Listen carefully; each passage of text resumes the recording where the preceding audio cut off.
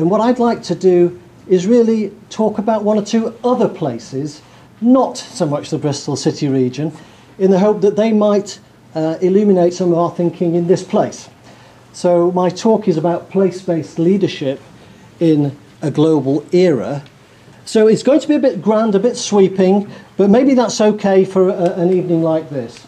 I'm drawing on a book, Governing Cities in a Global Era. It's a co-edited book with a colleague who's in New York City, and we've got chapters by scholars in all continents talking about the challenges of governing place in very different political and socio-economic cultures. And I'm also going to draw on a shorter study that we did, this is at UWE, for an organisation called the Improvement and Development Agency for Local Government. It's been renamed to Local Government Improvement. But it's a body based in London that tries to promote good local government. And they asked us to do a little bit of work on some cities. Chicago, Malmo, Melbourne and Milan are in that little study. What are the major challenges facing locality leaders everywhere? You'll probably have quite a long list, but let me just mention 4, maybe 5 here. Most localities, and it came out very clearly tonight, are restructuring economically in quite a significant way. So we all know the economy of this city has changed. When I came in 1980, I seem to remember there's a lot of tobacco manufacturing here, a lot of other industries. Now we're a different kind of economy, and just about all cities are changing quite radically. So if you have an approach, and I do congratulate the initiative on the 2050 work, if you think about that far ahead, the economy of this city region is likely to be different from what it is now. So it's great to try and think ahead and anticipate some of these challenges. Added problems because of a recession. This will be true in any era, but it's more so now.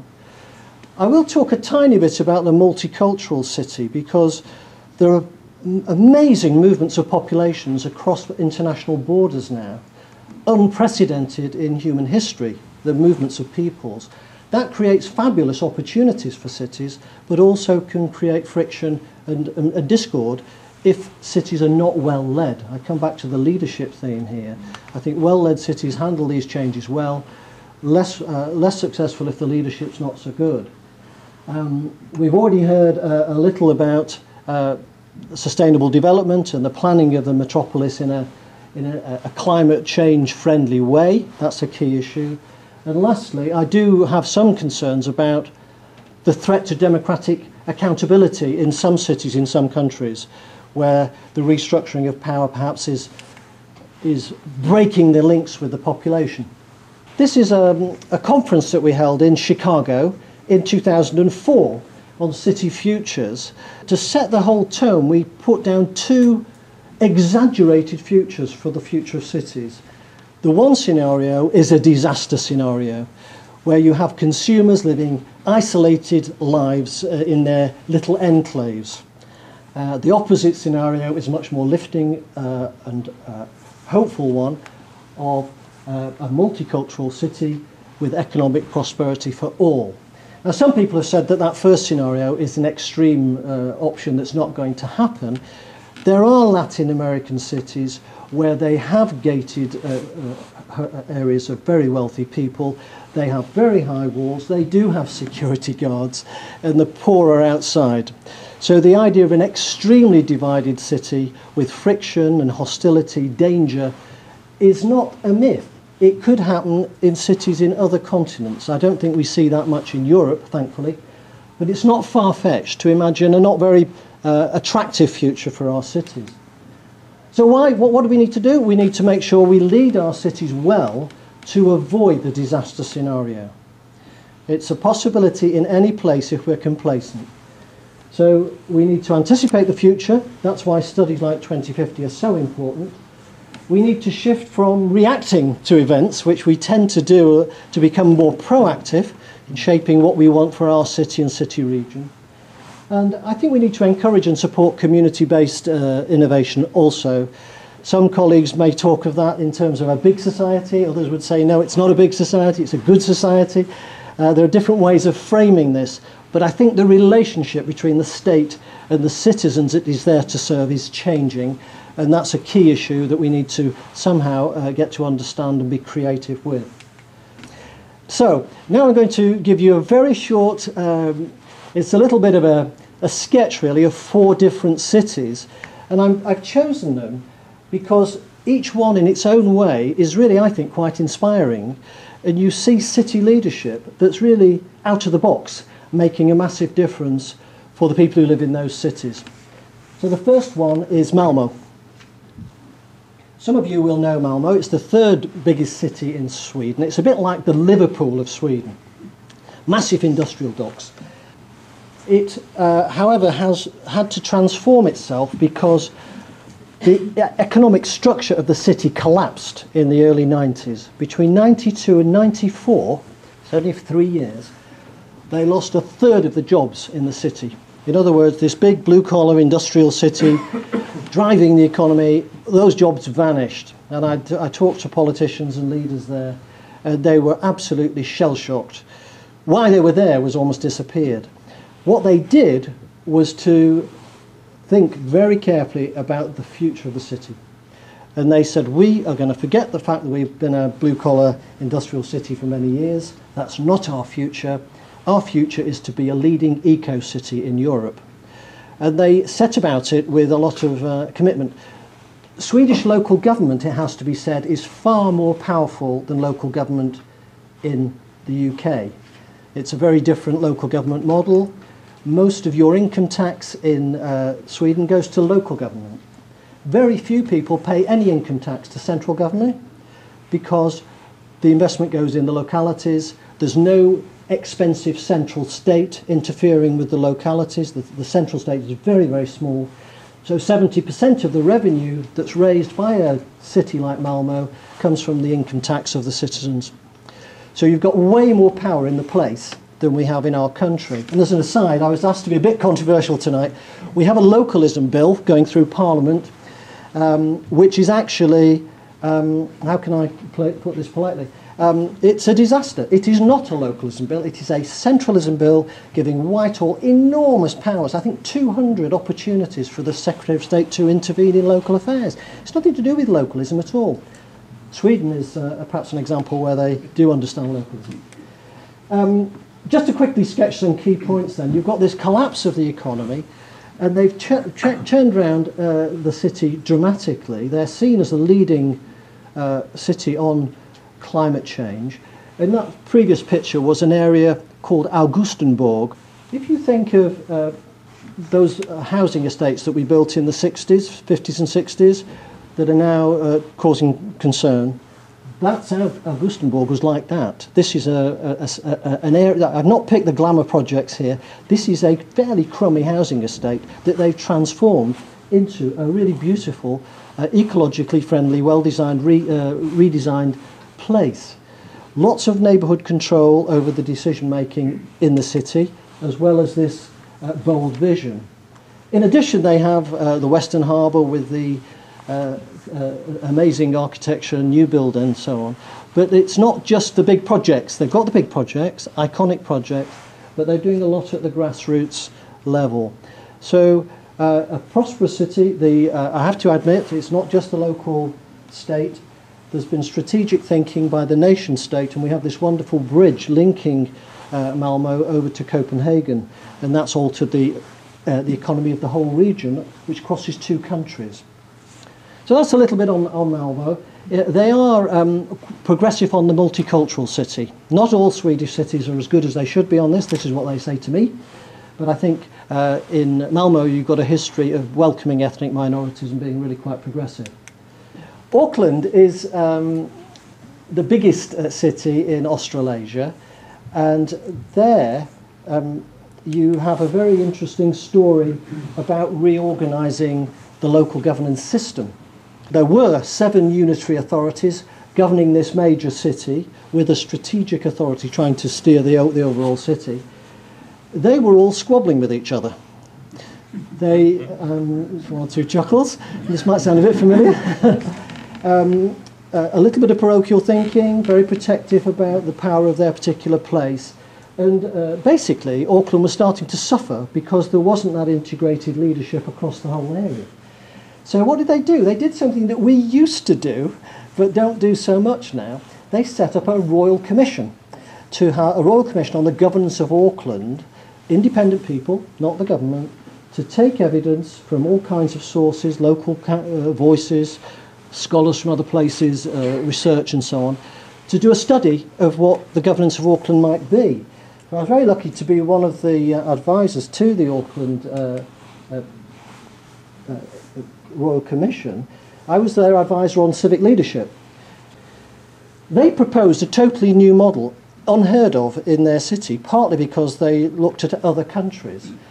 They said, right, we're going to get rid of the 7 unitaries, they're gone, and we're going to have a new unitary authority for the whole of the city, and we're going to have a smaller tier underneath that does more local decision making. But the main thing was to say we want to have a directly elected mayor for the whole city.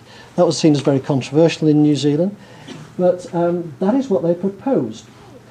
The government doesn't necessarily accept these proposals, of course. However, they did accept the directly elected mayor, and they did away with the lower tier. So they have this very big authority now. It's dubbed Super City in the media down there. And when I was there, I was very pleased that they took some of my advice on civic leadership, but they actually introduced a mayor with limited powers. So I was a little bit concerned about this. And I made the mistake in one of these discussions with the media there of saying I was worried that they were going to create a featherweight mayor, which was not the most tactful thing to say. What I was meaning was the powers of the mayor vis-à-vis the council and other agencies wouldn't be that great. And I was looking for one more like London, where the powers of the mayor of London, as you know, are fairly significant, strategic authority to do things. Anyway, I was in the media quite quickly trying to defend my remarks and making clear it wasn't about the quality of the candidates who might run for mayor. It was about the structure of the governance system. However, they have introduced it in November. It's all very exciting in New Zealand. Len Brown, who's a very far-left politician, very committed to a multicultural city, has been elected. And I think there's some quite exciting things happening. It's changed a lot, Auckland, in terms of the people who live there. If you go back 20 years, I remember going a long time ago, and it was very much like a home away from England, almost. It's now a Pacific Rim city. It's very dynamic. It's very multicultural. But for us here today, maybe it's the fact that it's reorganised quite radically that might be of interest. Okay, Freiburg. Freiburg is one of the leading eco-cities in Europe. I think Malmo is starting to come on and compete a little now, but Freiburg has been green since 1970, and the origins of the Green Party and the Green Movement do stem from this part of Germany, where there was a campaign against a nuclear power station. This was right back in 1970.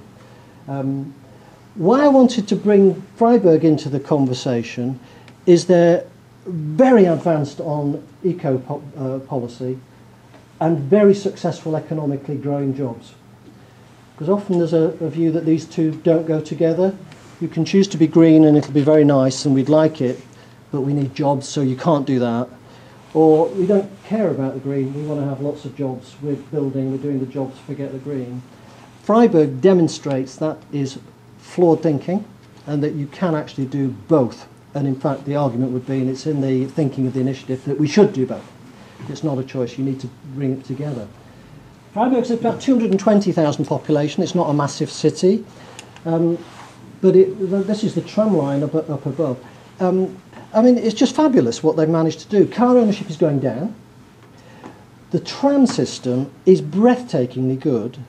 They had no bike lanes at all in 1970. Now they've got over 300 miles. There's a railway station, there's biking facilities for over 1,000 bikes.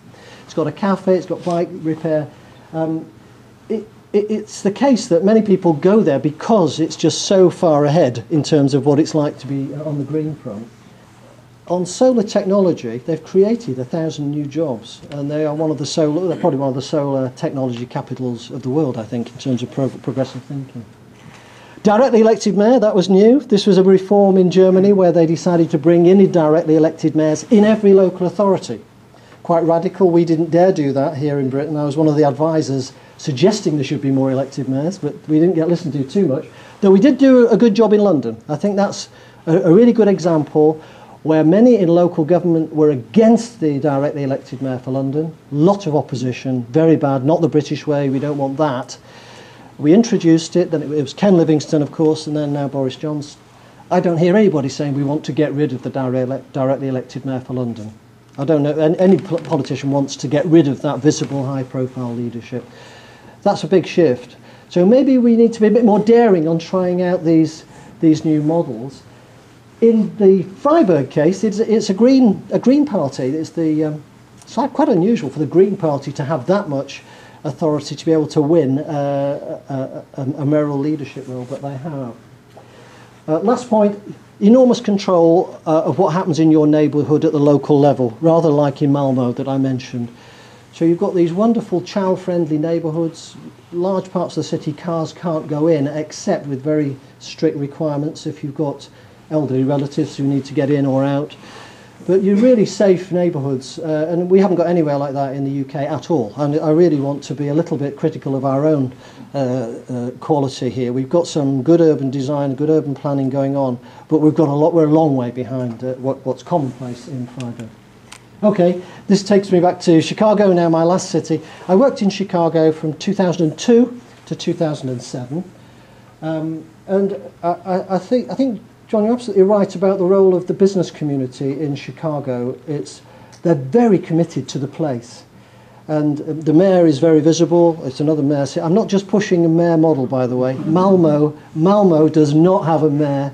They don't want to have a mayor. They do group leadership, the Swedish model. So I'm not trying to sell you one way of leading. Malmo is very successful without a mayor. This is a picture of Chicago. It's an absolutely spectacular city. It's more manageable than New York.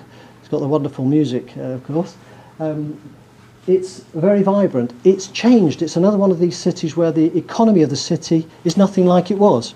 So this is a tourist destination now. Nobody was talking about that 20 years ago.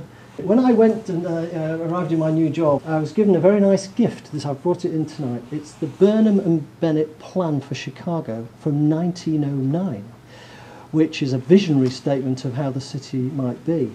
And I know it's influenced the thinking of the initiative. And it's really quite a nice example of international learning and exchange. But this was the business community, the politicians are in it, but the business community was very influential. Not everything that's in the plan happened, but a lot of the shaping of Chicago stemmed from that amazing foresight. And of course in 2009 there was a massive revisit with looking back at the history, and now there's a forward plan for the city building on the past. I've mentioned Barack Obama. I think just to say, Chicago is quite a divided city on race grounds. So if you look at the map, it's fairly white on the north side, fairly black on the south side. So I'm not trying to give you the impression, oh, everything's perfect in this city. There are serious drug problems, and there's some quite high murder rate on parts of the south side. That's where Barack Obama learnt all his skill. He was a community organiser on the south side. So he's learnt in some very tough neighbourhoods how to bring people together and do things. He was fabulous as a senator in Illinois before he ran for central office. He was very good at bringing different voices together, and you can see him doing that more as a presidential leader now. And that is a key lesson, isn't it, for leadership. Leadership is about bringing different interests together, shaping emotions, and getting a unified feel for the future that we want to go to together. There's so many good things in Chicago. I just thought I'd pick one because I live there and it's so visible. Just here now, if we have some troubles tonight and we really need help, we can dial 999. Someone will answer the phone and they'll help you. It's absolutely fantastic. It's the best service response system we've got in the country by a long way. In the US, the number is 911. There is also, and Chicago's not the only city, but Chicago has it, a non-emergency number, 311. So, you're living in Chicago, you want to make an inquiry about any public service or request a service, any time of the day or night, you dial 311, somebody answers the phone and helps you. It's the same as 999. when I explain that to people, they say, no, that's ridiculous, it can't possibly be true. We can see it working for an emergency service, but not for public services as a whole. Well, you can. And the police were really, really keen to get it to happen, because then people dial 311 instead of 911. So there was a lot of unity around this model. I just throw it up as an example. Downing Street were interested in this. People from Downing Street came. I arranged quite a few visits, and I thought they were going to do it. And this was under the Blair Brown. And there is a 101 experiment in about 4 areas of the country, but we've just totally failed to do it, and I think we've missed an opportunity. It comes back to local power. In Chicago, the mayor can decide, we're having that. That's great for our people. We're doing 311. We don't care what Illinois state does, never mind what federal government does. We have the power to do things. If we wanted a 311 or whatever the number would be in Bristol city region, we can't do it because we've got this central state limiting our ability to innovate. I think I've just got a couple of slides to round off. What might be some of the lessons coming out? Well, we're in the Bristol city region, and I've just put a strapline, the inclusive city, on here.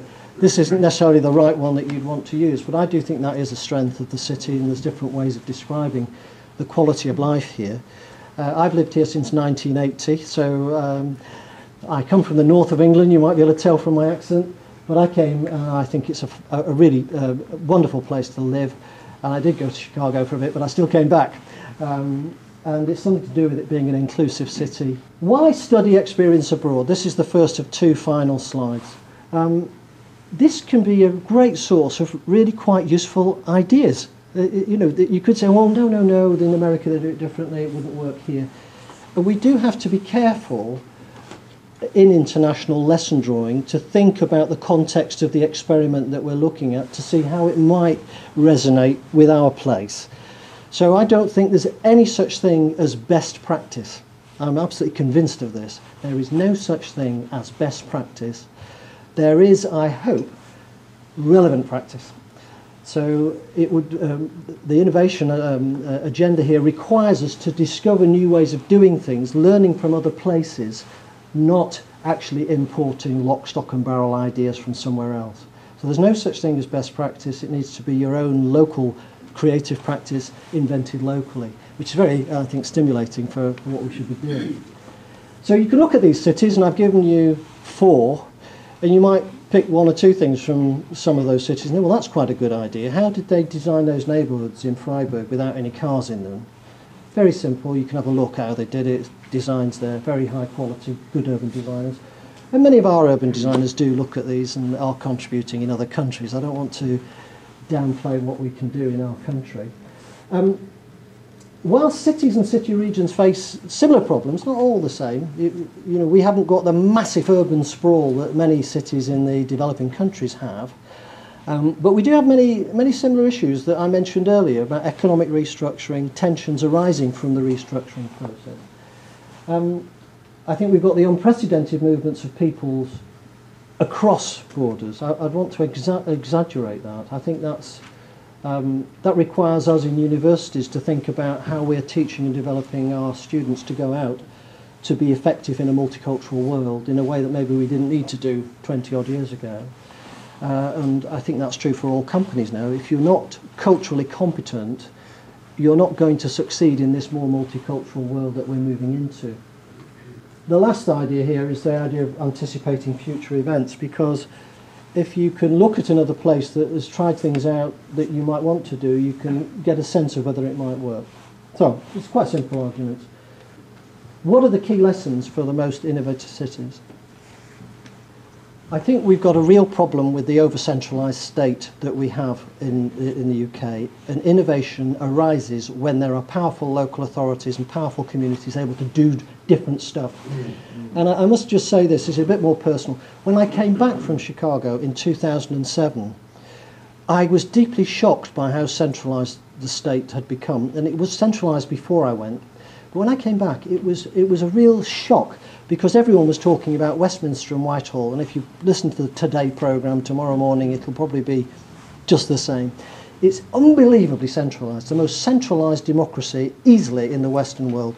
And we have a local government system that has been trodden down by 30 years of erosion of local capacity to act. So it's not surprising that we're not able to do the bold things that I'm suggesting some other places can do. Why? Because there's not enough political space to innovate. If you want to have this 311 in Bristol, you can't have it. If you want to have different standards that are applied in Freiburg on environmental standards, you can't have it. The central state's interfering all the time. So we do have to push the central state off our backs so that we can innovate as a community in the Bristol City region. So the localism bill is deeply troubling because it's not making the progress we need.